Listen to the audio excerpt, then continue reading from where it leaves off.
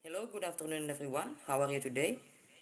Okay, first let me introduce myself. My name is Igede Aditya Pratama, and today I will give you a material about teaching uh, reading by using narrative text. So now let's move to the material.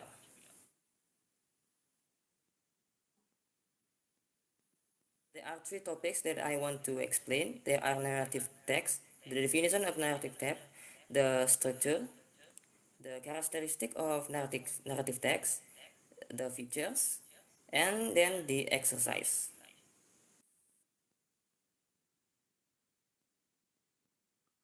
Okay, now let's move to the narrative text. Okay, let's go to the definition. Narrative text is a type of text in English to tell a story that has a series of connected chronological events. The purpose of this text is to entertain the reader about the story or series or stories. Now let's go to the structure of the narrative text. There are orientation, complication, and reorientation.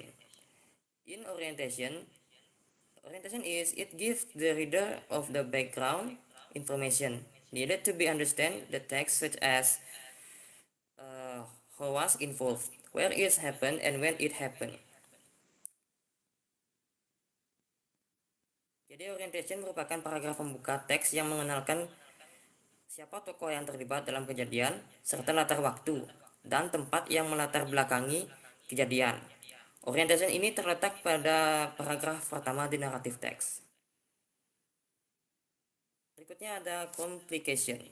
Complication tells the beginning of the problem that caused the peak of the problem, what is commonly called climax. This part usually involves the main character of the story.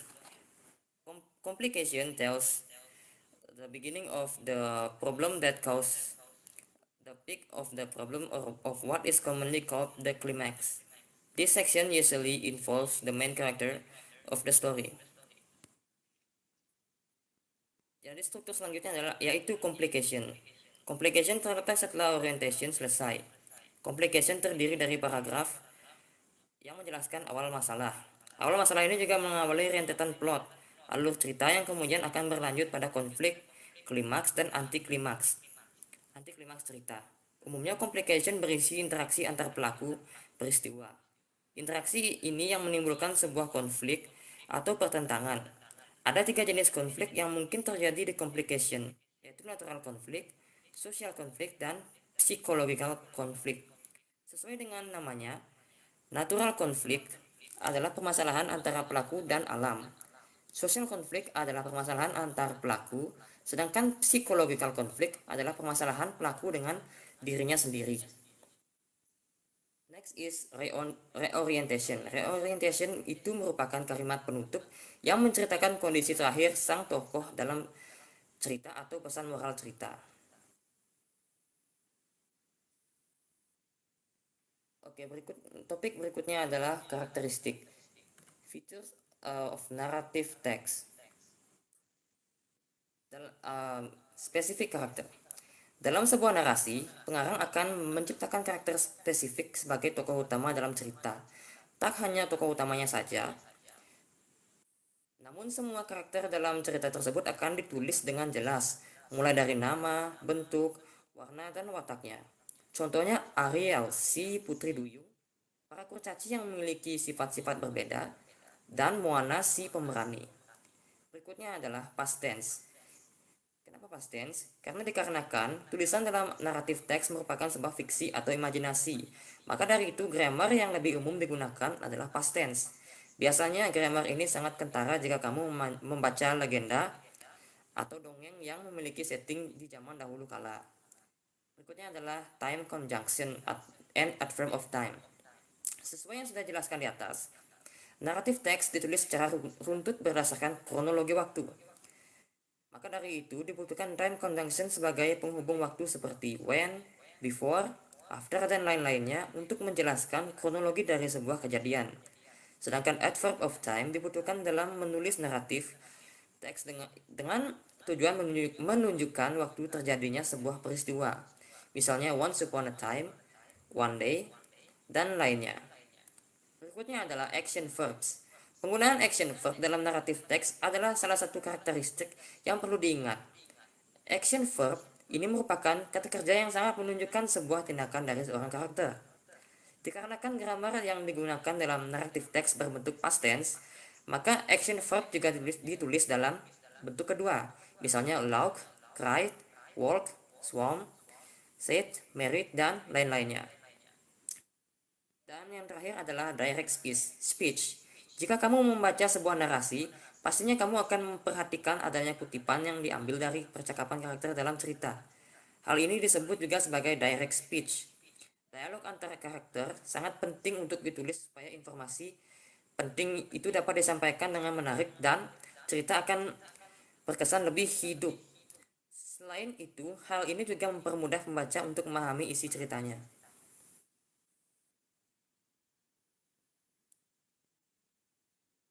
Oke, next kita akan maju ke uh, practice alias latihan.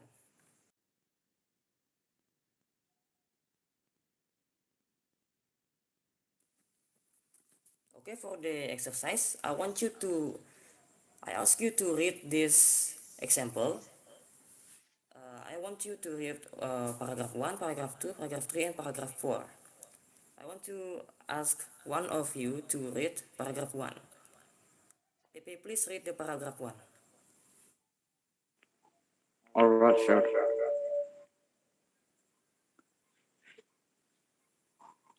Wait a minute.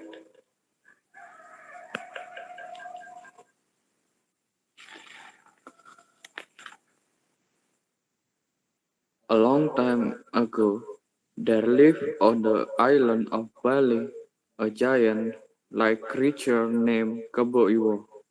The people of Bali used to say that Kebo Iwo was everything, a destroyer as well as a creator.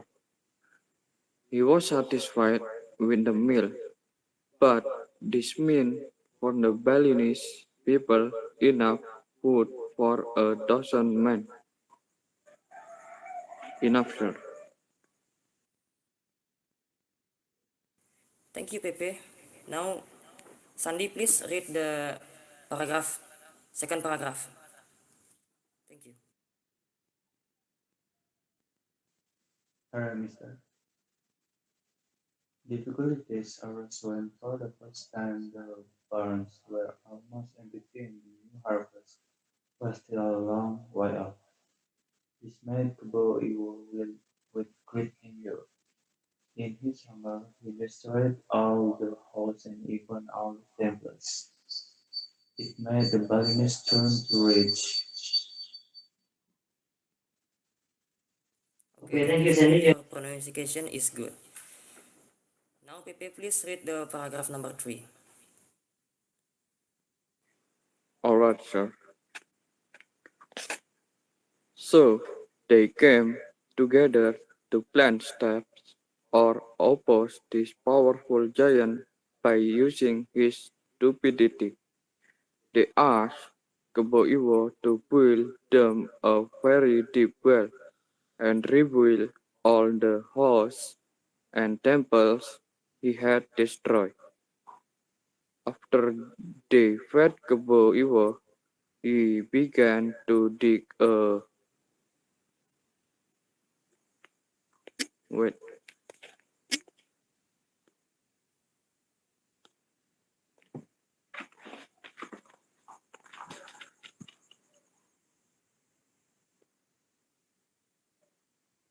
a deep hole. Enough, sir. Okay, thank you, Pepe. And now for the last paragraph, please, Sandy, read.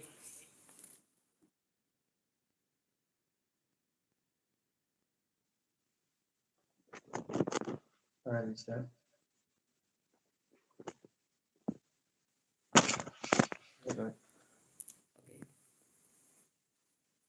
One day, he had eaten too much, fell asleep in the hall. The oldest man in the village gave a sign, and the villagers began to throw to the limestone they had collected before into the hole. The limestone made the water inside the hole boiling. Kebo Iwo was burdened alive. Then the water in the well rose higher and higher, until at last it overflowed to form like butter. The amount of earth dug from the well by Kebo Iwo is known as Mount Batur. Okay, thank you, Sandy. And that's all of my class today because the time is up. I'm sorry if there is a mistake made by me, and I want to say thank you to all of the students for joining my class today. Om Santi, Santi, Santi. Om. Thank you. Santi. Thank you, Mr.